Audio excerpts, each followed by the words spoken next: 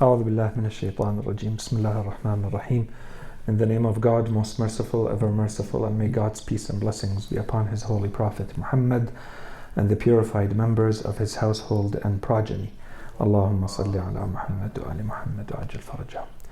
Brothers, sisters, respected viewers, Assalamu alaikum wa rahmatullahi wa barakatuh. And thank you for joining us once again in our series, Life, the Islamic Answer.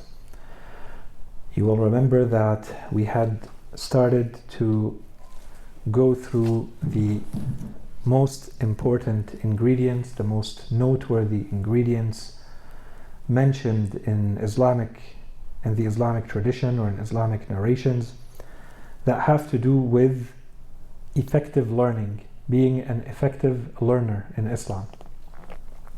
And we said this topic goes hand in hand with another one that we will also discuss and explore right after this one, and it's a little bit more. If you would go back into the books, the books of akhlaq, the books of adab, many of these are not mentioned in this way. The ones that we're going through, are often scattered in various books and mostly in compilations of ahadith.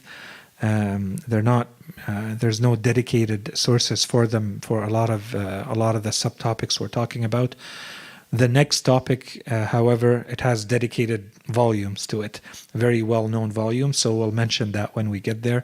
Some of the bigger ones, at least, so that we're aware of them, and we'll see how they're put together and what they cover, inshallah, when we start talking about the manners of the learner, of the teacher, and of learning in general. But for the time being, we said there's everything else that is not necessarily covered in those books, and we're calling it the ingredients of effective learning.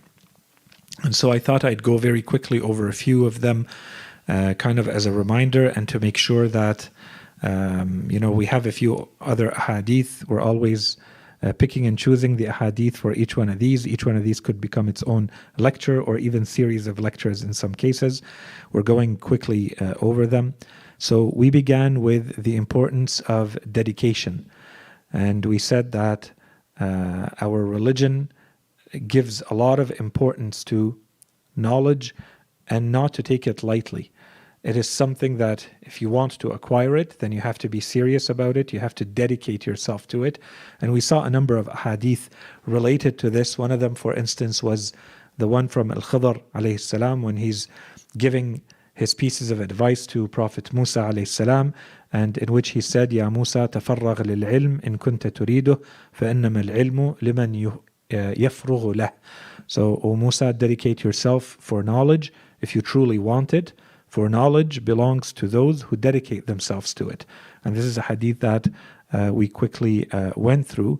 But the idea here is that these accumulate over each other to give us the full picture at the end. So the idea is, and there's a reason why we're going through them, inshallah, by the end of the session today, we put it all together. You'll see that there's a focus and there's an importance on not being scattered, on focusing our energy. So if you are at a point in your life where seeking knowledge is a priority for you, then this has to be something you prioritize and you focus on.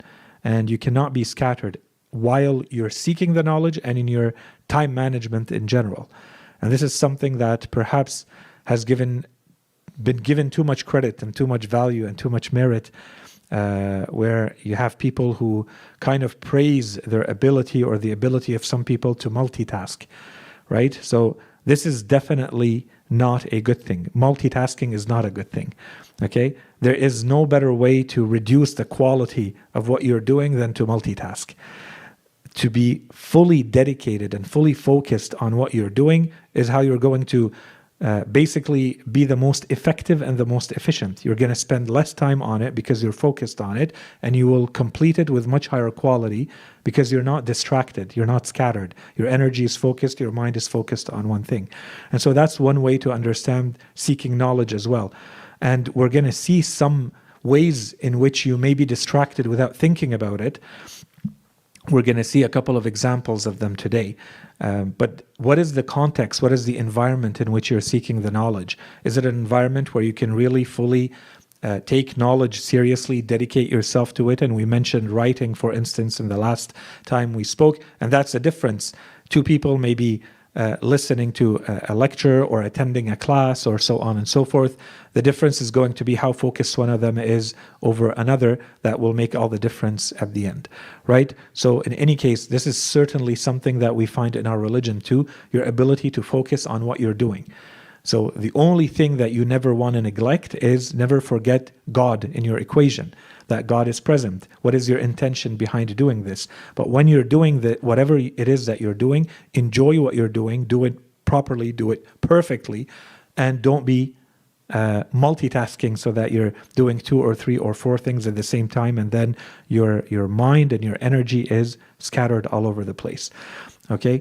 So we have this hadith from Imam al-Sajjad alayhi salam, and we're going to come back to these hadith a little bit later in the series, but this is one of them. Imam al-Sajjad alayhi salam says, haqqul ilm. So he's saying that knowledge has a right over you. Okay? It has a right over the seeker of knowledge. He says, haqqul ilm an تفرغ له أو تفرغ له قلبك وتحضر ذهنك وتذكر له سمعك وتجتهد له فطنتك بستر اللذات ورفض الشهوات. The Imam is saying the right of knowledge over you is that you empty your heart for it. And then وتحضر ذهنك, so that you make your mind present.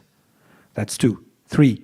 And that you prepare your hearing, your ability to listen. And this is something we're going to get back to later. Okay? And that you sharpen. The Imam says, تجتهد. This is the word that we use for metal, when you want to sharpen metal. Okay? The Imam says, you sharpen your wit, or you sharpen your intelligence for it. Prepare yourself mentally and at the level of your intelligence, your wit. And then the Imam, he is going to say 2 things here that I would say, this is the how. He said the what, now he's going to say how. He said, بِسَتْرِ اللَّذَّاتِ وَرَفْضِ الشَّهَوَاتِ. So that, how do you do that? By veiling, by hiding pleasures, and by rejecting desires. Those are the things that may distract. The Imam says you keep those away from yourself, or you keep yourself away from those things, so that what? So that you can actually focus on knowledge. Otherwise you're distracted, otherwise you're scattered. Okay? And of course here, this hadith has a link with time management. You have to think properly. If something is important in your day, you have to think properly about when do I put it. And that's why we saw the hadith that spoke, for instance, about early in the day, for instance. You know yourself. You know when you're on, when your mind is able to take in new information, for instance. Don't put your knowledge seeking, for instance, at the end of the day when you know that you're exhausted and you can't really focus on anything, and you're just basically entertaining yourself with bits and pieces of, facts and trivia. This is not knowledge seeking. Okay, this knowledge is not going to remain there, and it won't be part of you. Okay, for instance, so the link with time management is very clear there when the Imam says, you dedicate yourself, you prepare yourself, your intelligence, your time, your listening, all of that has to be in place. Your ability to focus, and we just spoke about that. And then the Imam, of course, the first thing that may come to mind is, for sure we stay away from sins, right? Because we said the objective, the aim from all of this is that we are becoming better people. So it cannot go hand in hand with sinning. If you're still sinning and you're trying to seek knowledge, those 2 things don't go together. So of course, when the Imam says بِسَتْرِ اللَّذَّاتِ وَرَفْضِ الشَّهَوَاتِ, the Imam is saying this has to be part of the equation. And of course, inshallah, we're going to come back to this more. I'm not focusing on this dimension of the hadith and all of these hadith for now. I'm just focusing on the practical aspect of them. But there's certainly a very spiritual aspect to this too. That you want the knowledge to come in, and that you want your heart to open up to this type of information, that it affects you in the proper way. Hence the title of our whole section of our series, Transformational. Then you have to stay away from sins. And so the Imam here says, بِسَتْرِ اللَّذَّاتِ وَرَفْضِ الشَّهَوَاتِ. You block off, you hide, you dissimulate anything and everything that may fall in the category of pleasures and desires. Okay? Of course, the first thing that comes to mind here is sins, but it's not limited to sins. This is someone, when the Imam says, بِسَتْرِ اللَّذَّاتِ وَرَفْضِ الشَّهَوَاتِ, the Imam is saying, you are the one who's veiling. You're the one who's hiding away those things. You're the one who's rejecting those things. You have access to them. They're very accessible to you. And you are making a conscious choice to stay away, to remove yourself or block those things away. Right? So here is where the discussion, once we are done with the idea that for sure the sins have to be taken away out of the equation, there's also distractions in general. The excessive access to comforts, pleasures, to food, to how you sleep, how you eat, how you prepare your environment, your workspace, and so on and so forth. Alaikum assalam wa rahmatullah. Okay, and as we said, inshallah, there's a dimension here that has to do with spirituality, the spirituality of knowledge seeking. We'll come back to that later, inshallah. We mentioned the other ingredient we spoke about. I won't spend any more time on it. Deeper understanding, so that when we're seeking knowledge, we're not so focused on just understanding superficially and moving on to the next basically teaching point or learning point, that we try to get to the bottom of the knowledge that we're acquiring to see what does it really mean, what else can we understand from it, how does it apply to us, is there a critical dimension to this, should we be criticizing any of this, should we just be taking it in as is, or should we apply some critical thinking to it, and so on and so forth. We talked about another ingredient, the serious study. If you want to seek knowledge, we saw the hadith that say that it has to be consistent, that you have to do constant reminders or reviews of it, that you have to be in circles where this is discussed back and forth between people. We saw the hadith that have to do with that. We spoke about the importance of the direct apprenticeship. Okay, so that you have access to someone, and that someone, inshallah, we're going to come back to this topic in much more detail when we're going to talk about the teacher section, because now we're focused on the learner section. Once we get to the teacher section, we'll dedicate a bit of time to this too, but the idea was that we want to make sure that we have access to someone at any stage that you're in. You want to have access to people who will inspire you, people whom you respect their intelligence, you respect their knowledge, and to a certain extent, and this is perhaps even more important than the knowledge part, as important as it is, people that will inspire you spiritually and morally. These people are supposed to personify the knowledge that you're acquiring, so that knowledge does not stay at the level of theory and a data dump and just information, that it becomes represented in a human being. This is what knowledge looks like when a human being conducts themselves in the way that is compatible and aligned with this knowledge. Okay, so inshallah we'll come back to that later. We spoke, I think, at length about this topic of being accepting of the truth, being seekers. You truly seek out the truth wherever you can find it, and that you accept it from wherever it may come and from whomever it may come, because that's what your focus is on, reaching the truth, reaching the wisdom, reaching the good, whatever is beneficial to you, and you are more worthy of it and you are more entitled to it if you are a true believer. You should view it that way. You should think about it that way, that it's as though this truth, this wisdom has a right over you. You should be the first one to go after it. You should be the one who takes care of it, to carry it, to personify it in yourself. Okay, so I think we spoke about all of this. And of course, the caveat here, the comment that we made is that we also want to make sure that we understand, and we're going to come back to this for sure when we talk about the importance of the teacher and who do we let influence us when it comes to knowledge, that we have to be aware that the moment you open your mind and you start listening to someone, especially nowadays where because of social media, because of the way our cultures are set up, that there are these gurus and they're extremely influential, and then without you even realizing it, you start adopting their worldview, you start taking on a lot of their thinking, a lot of their values, a lot of their the good, the bad, and the ugly. Everything comes together, and so we have to be very aware of what we're doing and always be equipped with what we need to be able to assess, to filter, to seek out what is good and leave out what we don't need and what we don't consider to be beneficial and useful for us. So inshallah, all of this was clear, and we said to us, this should begin always, in general, This should be the case for every good Muslim, but for us specifically, as followers of Ahlul Bayt alayhim salam, this should be kind of our foremost and by default position, is that before we seek out the truth and the knowledge that everyone may carry out in the world, we want to make sure to at least know and have some overview, some idea of what Ahlul Bayt alayhim salam have said about something before I jump to the gurus and the people who are the experts and people who have opinions nowadays about any given topic. Okay, so inshallah all of that is clear as well. We spoke about the importance of humility, modesty, not falling in the trap of arrogance once we start carrying the knowledge, and that this goes both ways, for the person seeking the knowledge and for the person dispensing and giving the knowledge, that this has to be the main trait, the main foundation upon which knowledge is taking place, whether it's being shared or being received.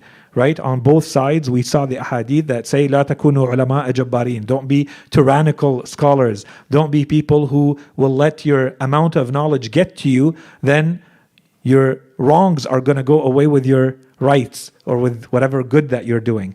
Right? If knowledge is not changing you internally to make you more modest, it's only making you more arrogant. It's filling your ego and blowing up your ego. That's not knowledge. This is not the transformational knowledge we're talking about.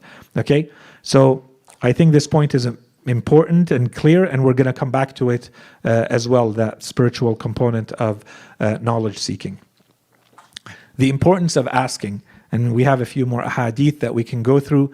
With the importance of asking. So of course this goes hand in hand with the idea that when we're seeking knowledge, you have to, if you are actually able to overcome your ego, to overcome the arrogance, and be in a true position of someone who is open to learning, then this comes with humility, this comes with modesty, and of course the door that opens all of that externally is asking.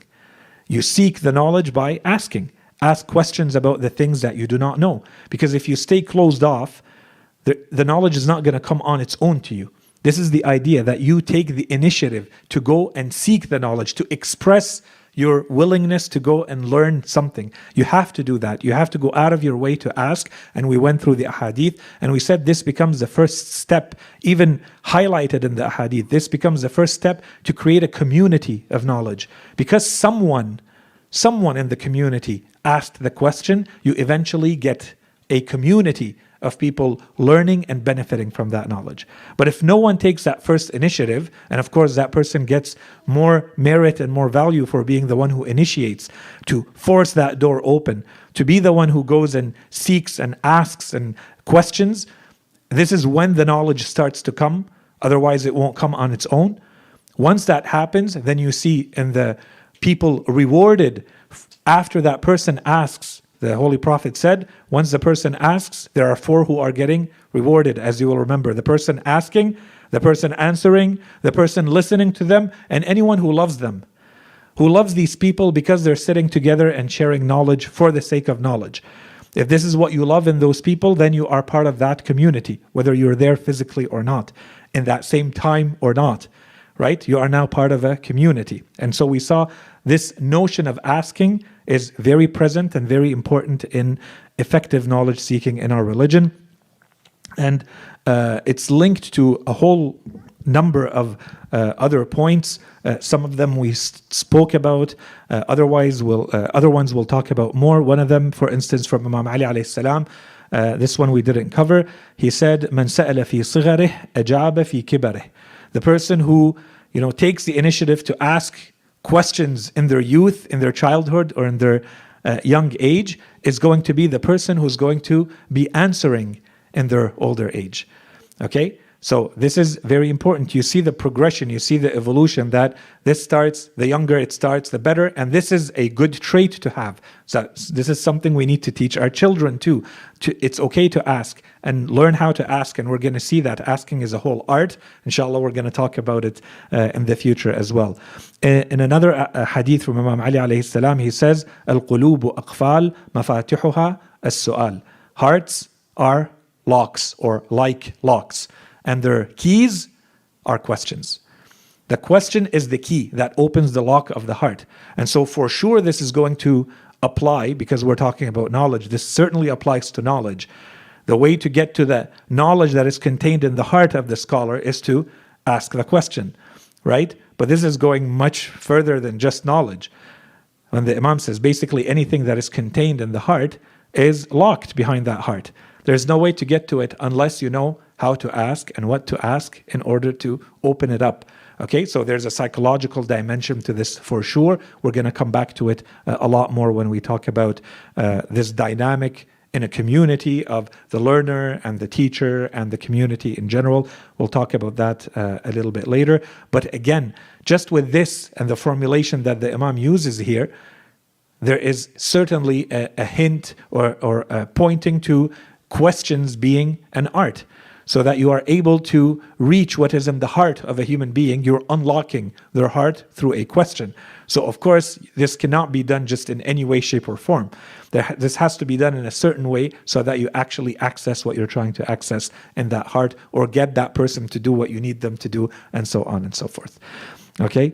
There's a hadith from Imam al-Sadiq alayhi salam to one of the most well-known companions of Imam al-Sadiq alayhi salam, Humran ibn A'yan.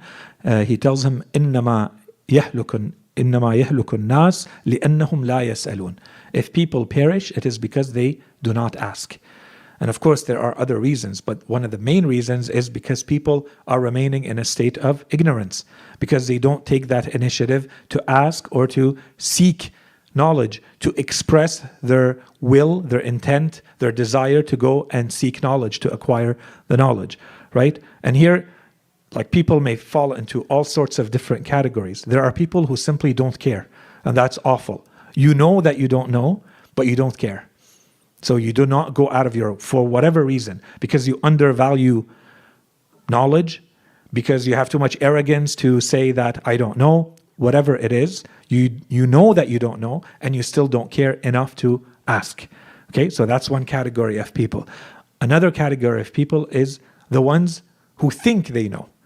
You have a little bit of knowledge, some knowledge perhaps about something, and you think that this is sufficient, and so therefore, I already know everything that I need to know about something.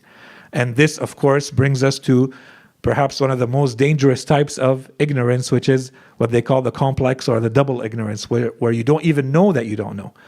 You don't even know that something exists to know how much you don't know about it. Okay? This is when you don't know that you don't know. Okay? So this is another group, another category of people. And then, of course, there are those who pretend to know.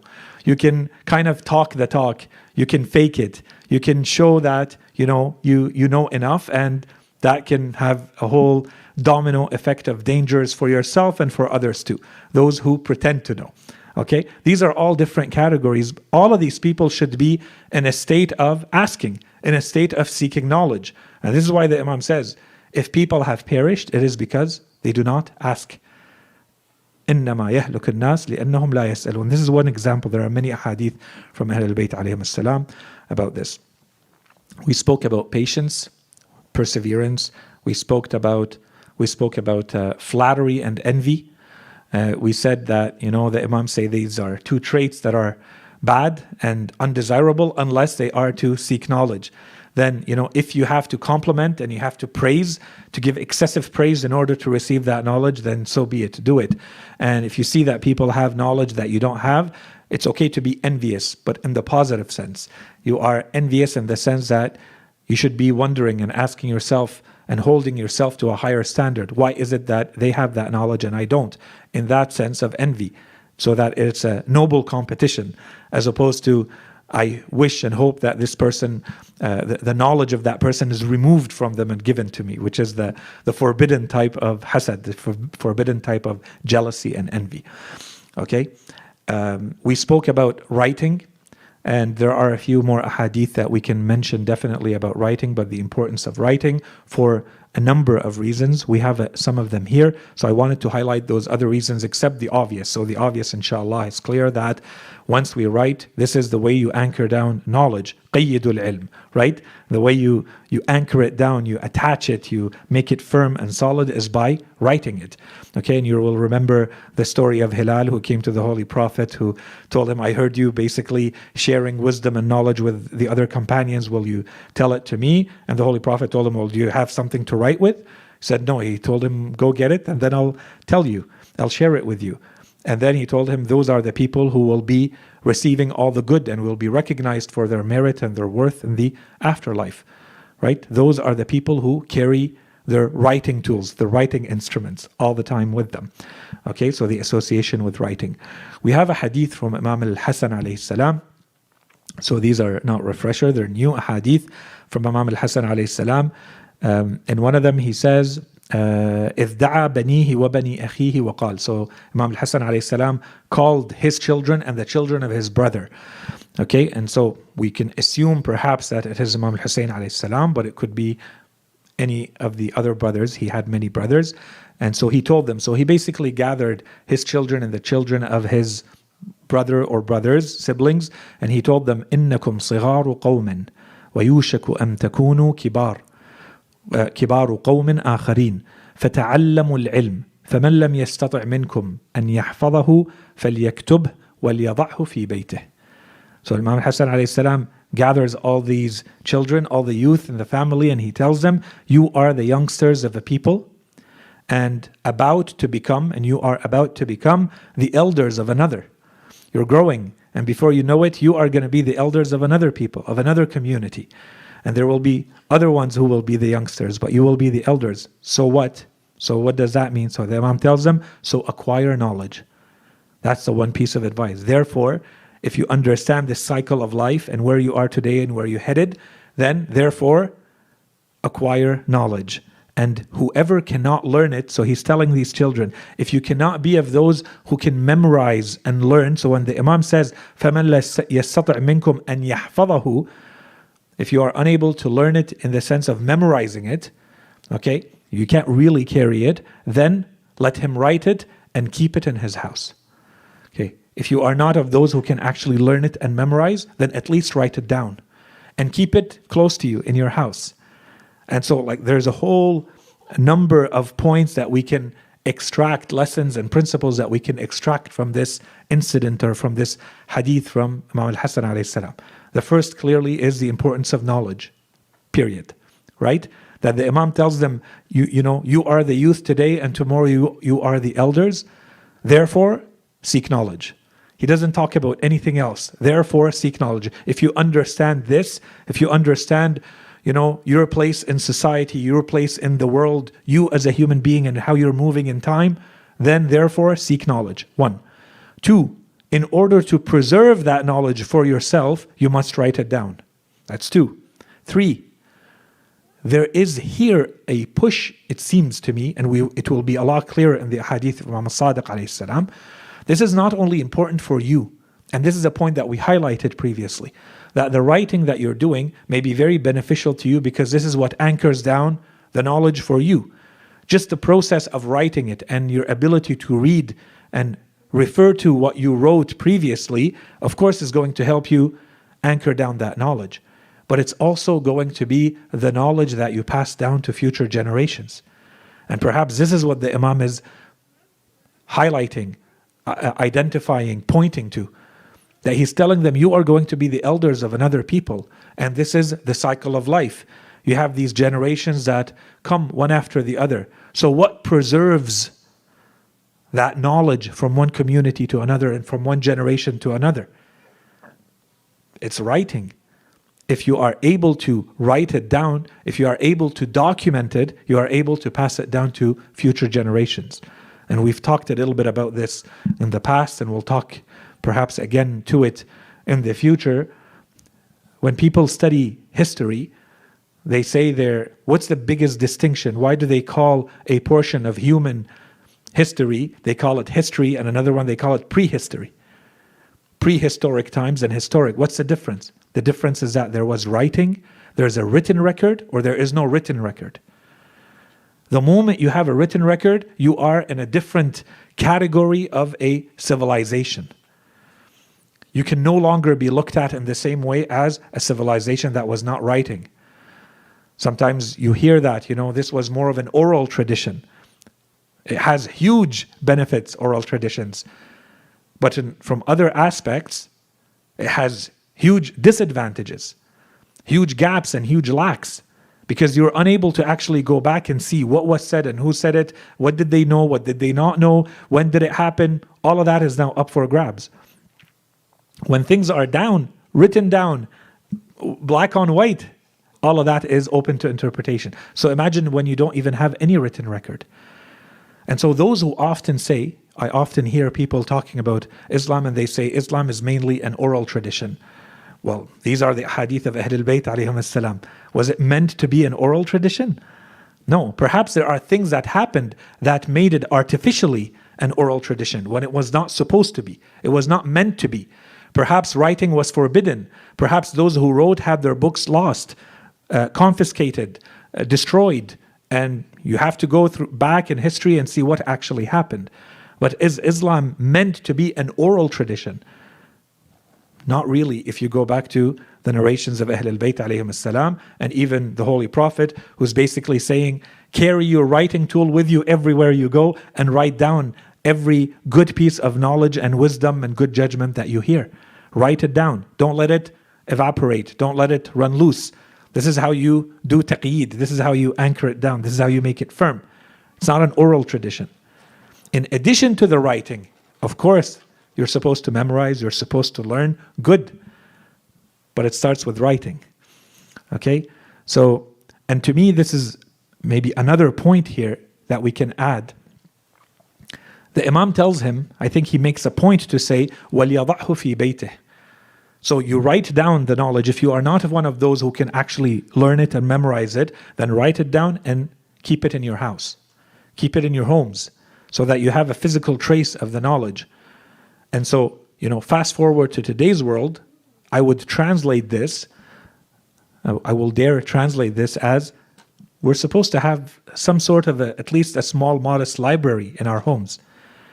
So that visually you can actually see that there is a place in your house dedicated to knowledge. It's an incentive, it's an encouragement. Just seeing that might encourage you to open a book and look into it from time to time.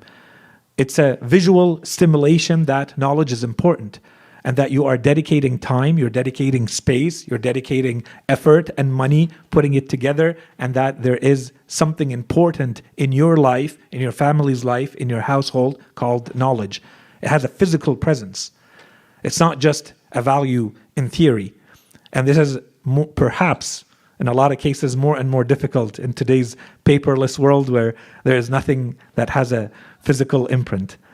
Okay? Or we're moving in that direction at least, in any case. So I think the Imam is making a point there, and that's important too. And we'll see that in other ahadith. To me, that's kind of like, I don't know, you could say that there are centers, well-known people that you can always easily access the knowledge.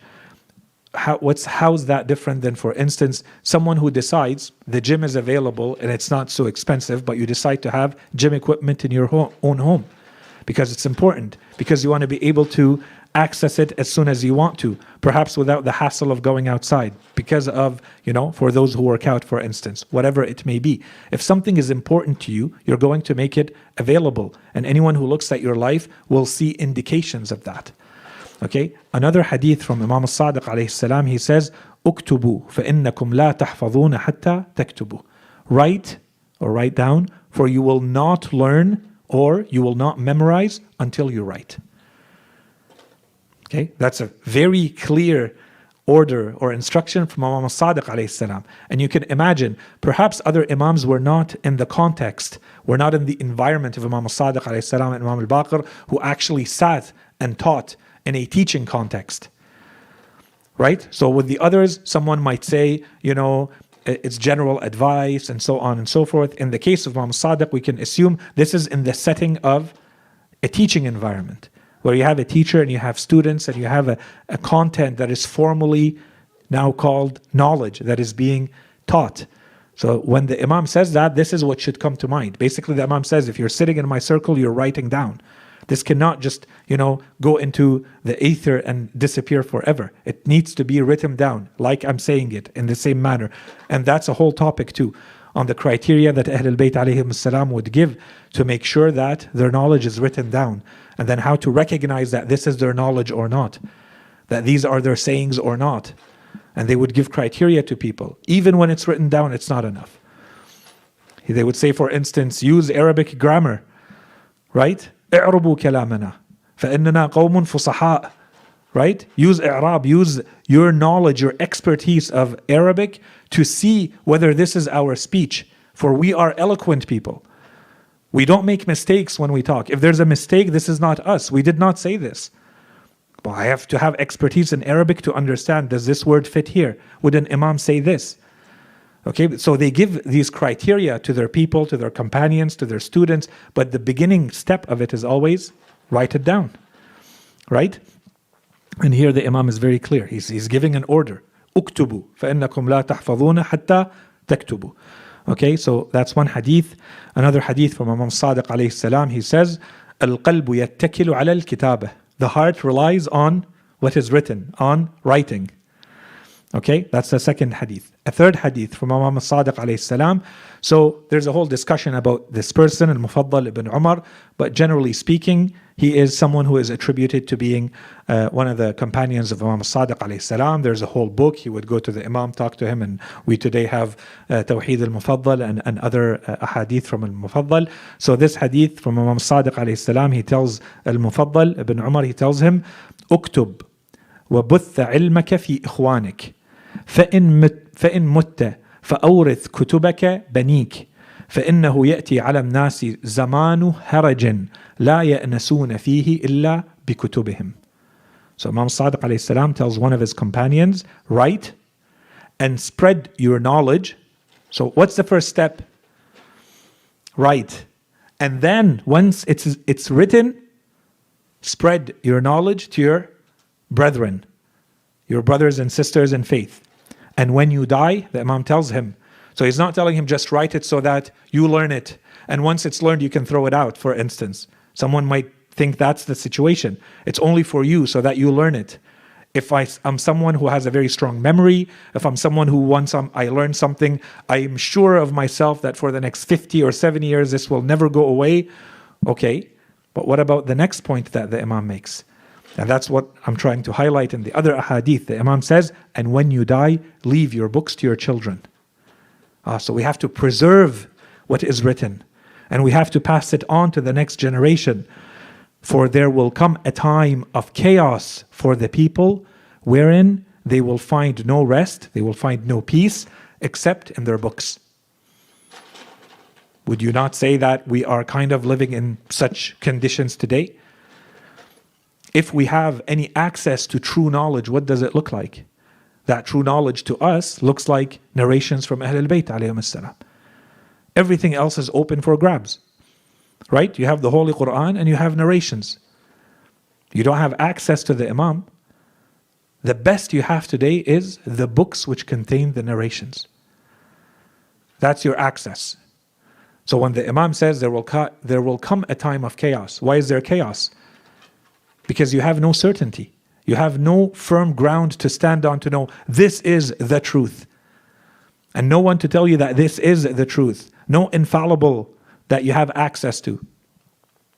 So what do you have access to? How is that truth preserved? How is that confidence preserved over time, from generation to generation, from community to community? It's preserved. It is knowledge. It is belief. It is faith. But it's preserved in the form of books. And that's the importance of books, and that's the importance of writing.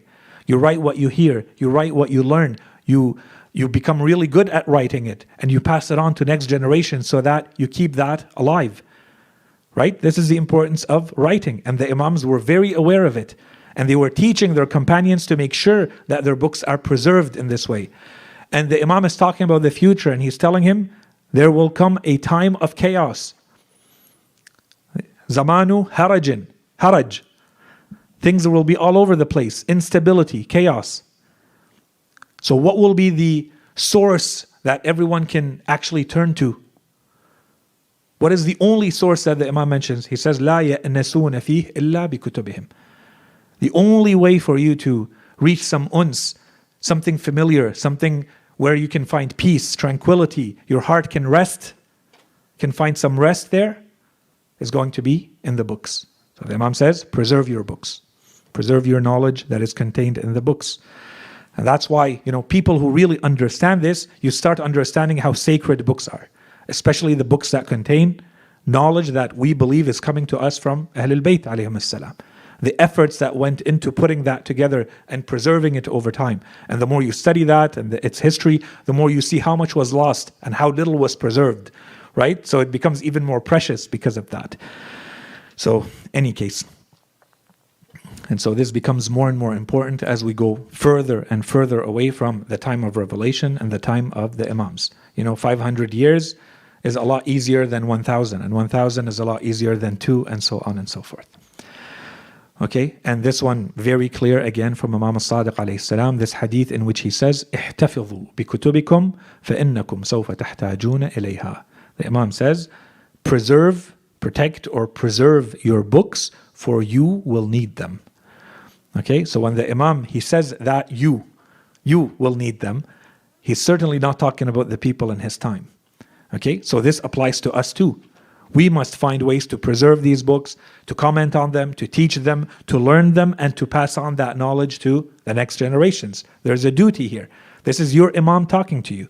He is saying, preserve your books, for you will need them. So who is you? That's my question here. The key in this hadith to me is you. You will need them. So we believe that it's the community that the Imam is talking to, that exists today, that will exist in the future, that has passed down this knowledge to us until today, so that we're reading these ahadith right now. Time management. So we started a couple of times, we talked a little bit about this, and we went through the hadith last time, the hadith from the Holy Prophet in which he said, أُغْدُوا فِي طَلَبِ الْعِلْمِ فَإِنِّي سَأَلْتُ رَبِّي أَنْ يُبَارِكَ لِأُمَّتِي فِي بُكُورِهَا. The Holy Prophet said, rise early, start early in your days in seeking knowledge, for I have asked my Lord to bless those who start early in seeking knowledge. And we talked about all of the benefits, the importance of how much time you gain by starting earlier in the day, the discipline that you need to actually be able to follow through with that type of time management day in and day out, to start early, to build your schedule, your daily schedule around the prayer times, and so on and so forth. And there's another hadith, perhaps very similar wording, but a little bit different, a little bit clearer, I think, when the Holy Prophet said, أُغْدُوا فِي طَلَبِ الْعِلْمِ فَإِنَّ الْغُدُوَّ بَرَكَةٌ وَنَجَاحٌ. The Holy Prophet says, again, start or rise early in seeking knowledge. For starting early or rising early is a blessing and a success. It's as though the Holy Prophet is saying that, first of all, this activity of yours is going to be blessed by Allah subhanahu wa ta'ala, and everything that means in terms of what blessing means. And inshallah in the series we're going to talk about blessings at the end. And the second point is the Holy Prophet saying, and success. You will be more successful in your endeavor, in what you're aiming to do, in your objective, in this case of seeking knowledge, by doing it earlier in the day. Okay, so the Holy Prophet is mentioning two things that should be very important to us. So this had to do with time management and when do we do that in the day. The next point has to do with eating and seeking knowledge. Okay, so a first hadith, there's a couple of hadith here. I thought I'd say them together. They're similar for a part of them, and they're slightly different for the rest. These hadith, of course, they have to do with eating less, because that's the point that we're trying to highlight. But this is not standing in isolation of everything that we've already covered. And there's a reason why I put them in these order, all of them, right? So this one, to me, also is linked to time management. Okay, when do you eat? How much do you eat? When are you seeking knowledge? And what's the relationship between these? When are these happening in your timetable, in your schedule in the day? So the first hadith, slightly shorter, Allah subhanahu wa ta'ala, إِنَّ اللَّهَ سُبْحَانَهُ وَضَعَ خَمْسَةً فِي خَمْسَةٍ. Allah subhanahu wa ta'ala has placed 5 things in 5 things. 5 and 5. He has placed 5 and 5. العزة في الطاعة والذلة في المعصية والحكمة في خلو البطن والهيبة في صلاة الليل والغنى في القناعة. So the first hadith, Allah subhanahu wa ta'ala has placed 5 things in 5. The first thing, He has placed might or dignity. He has placed might in obedience. So you want might, you want power, you want dignity in this world. Allah subhanahu wa ta'ala says, it's through obeying me, through my obedience. 2, الذلة في المعصية, degradation, misery in disobedience, in sinning. Okay, and these, each one of them would require a lengthy discussion on how sinning, on how disobeying Allah subhanahu wa ta'ala is a degradation in the very literal sense, right? That you are degrading yourself. In any case, the third one, and the most important one for us in this hadith, وَالْحِكْمَةَ فِي خُلْوِ الْبَطْنِ, and He has placed wisdom in or on or in an empty stomach. Okay, that's the hadith. That's the link with food. Okay, knowledge and lack of food, not more food. Okay, we're going to come back to it to comment on it. The next point, وَالْهَيْبَةَ فِي صَلَاةِ اللَّيْلِ, you want reverence, honor, respect in this world. It's achieved through Salat al-Layl, through the night, the nafilah of the night, Salat al-Layl, the midnight prayer. وَالْغِنَى فِي الْقَنَاعَةِ, and wealth, true wealth is in satisfaction, in being content, in being happy with what you have. That's wealth, as opposed to acquiring more. Okay, the more you acquire, if that's why you're doing it, because you always want more, you're not really ghina, you're not really sufficient, right? Self-sufficient. That's the real meaning of ghina. The other hadith in the same line from the Holy Prophet, he says, إِنَّ اللَّهَ عَزَّ وَجَلَّ يَقُولُ, so the Holy Prophet says that God Almighty says, وَضَعْتُ خَمْسَةً فِي خَمْسَةٍ, I have placed 5 things in 5. وَالنَّاسُ يَطْلُبُونَهَا فِي خَمْسَةٍ فَلَا يَجِدُونَهَا, and people seek out those 5 things elsewhere in 5 other things, and they never reach them, and they never find them. وضعت العلم في الجوع والجهد أو والجهد والناس يطلبونه بالشبعة والراحة فلا يجدونه. So the first one, I skipped the first one. No, that's the first one. The first one is I have placed knowledge in hunger and exhaustion. That's where I have placed, that's where I have hidden, Allah subhanahu wa ta'ala says. Where I have hidden, in the first hadith it was wisdom, in this hadith it's knowledge.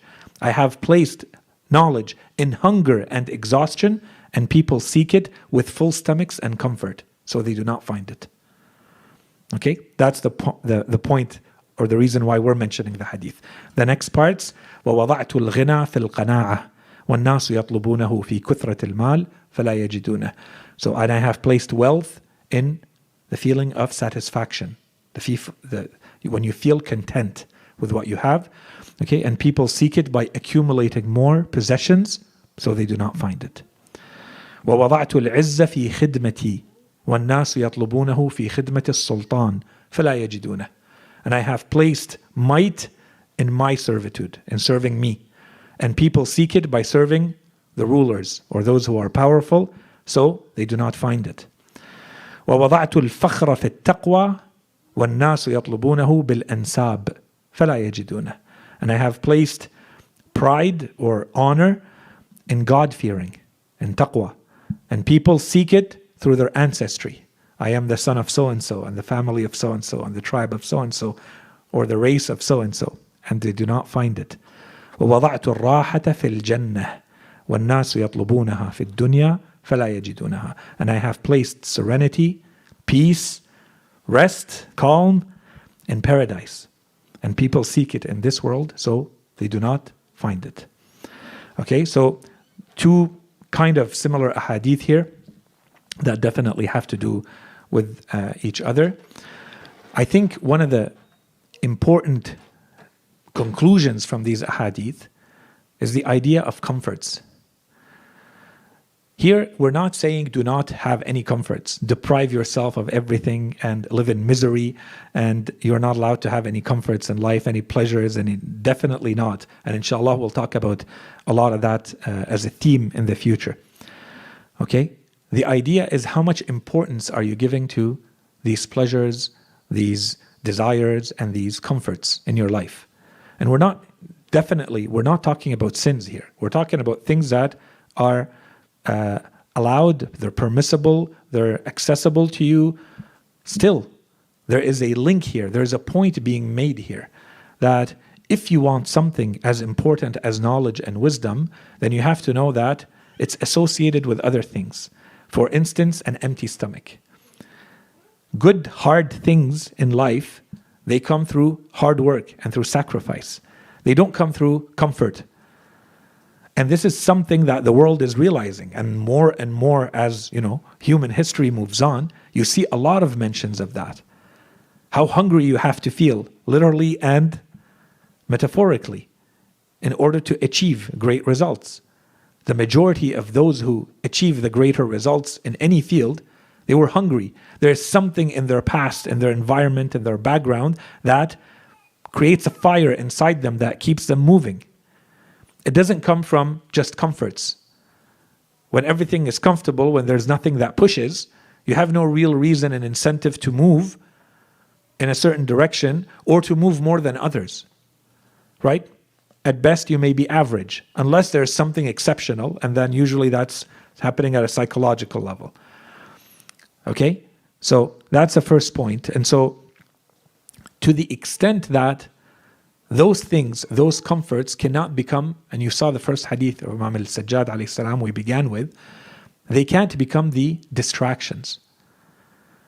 If you have a focus, if you have an aim, if you have an objective, that has to be your priority. If you start introducing other elements, those other elements should be enablers. I don't eat for the sake of eating. I don't sleep for the sake of sleeping. I don't entertain myself for the sake of entertaining myself. Those things have to become enablers for a higher cause. In this case, knowledge seeking, but this could apply to anything that's important. I eat in order to achieve that cause. I sleep in order to achieve that cause. Whatever I do, I entertain myself and I relax and I calm down and I chill at the end of the day, that's fine. That's part of achieving that cause. I need that. That's part of the equation. Right? So long as that thing in itself does not become a distraction from the main cause, from the main objective, the main focus that you're supposed to have. So if you start noticing that because of food and because of your eating habits, you cannot achieve the level of wisdom and knowledge that you're seeking, then that has certainly become a distraction. This is one of the things that Imam Sajjad was saying. You reject those things that are shahawat, the Imam says. Right? You push them away. Don't let them distract you. You're not focused anymore. And this is well known. People who have spent a long time studying, you'll see that suddenly put yourself, imagine yourself the night of the exam. When you know that in the morning, for instance, the next day you have an exam. Will you not try to avoid all distractions? Will you create an environment that is super comfortable for you? No. You're going to create an environment that is minimalist, where only the things that you really need are there, and the rest is to focus on the main task at hand. Right? If that's what you understand what you have, and the best way to get there. You have a little bit of time left, you want to cram, you want to study, and you have an exam coming up. Okay, so do you eat? You probably will eat.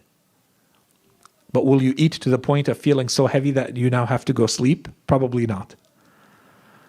Okay, people who are in a state of learning and knowledge seeking, they probably are like that their whole lives. You are like that for the night of the exam. You feel that you're working against the clock. Your time is limited, your opportunity is limited. There is so much knowledge to achieve. You create conditions for yourself where the comforts are not distractions, they're enablers. There are people who, when they study, for instance, or when they work, or when they read, or when they write, I know people who they would create an environment that was cold, especially in the winter. Open the windows. because if it's too warm, you fall asleep. Go back in history and you read about people like Ibn Sina and others who would work throughout the day. They didn't have the luxury to read and write and study and think throughout the day. So they worked all day. And they did their knowledge work, their reading and their writing and their teaching and their learning, they did it at night, all night. So a lot of them, Ibn Sina for sure, if you go back, he would create juices, fruit juices, and that was his field of specialty. He was a medical doctor. He would create juices that would keep him up all night so that he can focus on his knowledge seeking and on writing. He doesn't drink or eat things that are going to put him asleep. That's the reason I'm eating and I'm drinking, so that I'm stronger and better able to achieve the result I'm trying to achieve. Okay? And of course, as we said, there's a direct link here with what Imam Sajjad alayhi salam was mentioning at the beginning. He's saying basically knowledge has a right over you. If you want to achieve that, then you have to do it through certain things, including, and the how was بِسَتْرِ اللَّذَّاتِ وَرَفْضِ الشَّهَوَاتِ. So you put a barrier in front of the things that are a ladha, a pleasure, and that you reject shahawat, the desires, you reject them. Okay, so food definitely can fall into this category. And then hunger itself is mentioned here and in many other narrations, and that's the link with Shahr Ramadan and elsewhere, that there's a wisdom that comes from it. This empty stomach and this feeling of lightness that comes with it. And people who fast and who are accustomed to fasting know this. After the initial 2-3 days of headaches because you're changing your lifestyle and your daily schedule and eating at different times, if you're a student, you know that you're able to concentrate a lot more during that day because you're not eating. You can focus a lot more. That empty stomach allows you to study better, to reach that higher wisdom that the hadith are talking about. So there's definitely a link there, even in the physical, literal sense. The next hadith or series of hadith, and we don't really have time, we should stop here, has to do with اغتنام الفرصة, so seizing the opportunity of youth. The first hadith from the Holy Prophet sallallahu alaihi wasallam, he says, مثل الذي يتعلم العلم في صغره كالنقش على الحجر ومثل الذي يتعلم العلم في كبره كالذي يكتب على الماء. The one who learns knowledge, and this hadith is said in a number of different formulations, but this one I found to be a little bit more reliable, so I'm repeating this one. The one who learns knowledge at a young age, in their youth, is like carving on stone. Never goes away. And the one who learns knowledge at an old age is like writing on water. So it goes the same second that it's written. And there are a lot of hadith, as we said, that fall in this general pattern, and a lot can be said here. First of all, and the hadith are clear in this one too, and people should know this, anyone who has tried to memorize and learn things, you have a much greater ability to memorize things when you're younger. And that's why you can learn new languages, you can be exposed to all sorts of things. If you learn them in your youth, they come in like a sponge, you capture them, and they stay there for much longer than if you learn them later. Okay, so you have a greater ability to learn. Okay, we're not talking about every type of learning, because there are types of learning that require a different type of maturity to fully digest. Okay, but if it's raw information itself, you are going to, alaykum assalam wa rahmatullah, you're going to learn it better, you can memorize better if you are able to learn it at a younger age. 1. 2, you have time to go much deeper. There is no knowledge that is one-layered. There's an infinite amount of knowledge in any topic. So, of course, if you're exposed to that knowledge earlier in your life, we're not saying that you necessarily will go deeper in that knowledge, but you certainly have a lot more opportunity if you learn something at 10 than if you learn it when you're 30. You have a lot more years that you can keep drilling and deepening that knowledge than if you learn it when you're older. Okay? As you grow older, of course, your responsibilities grow too.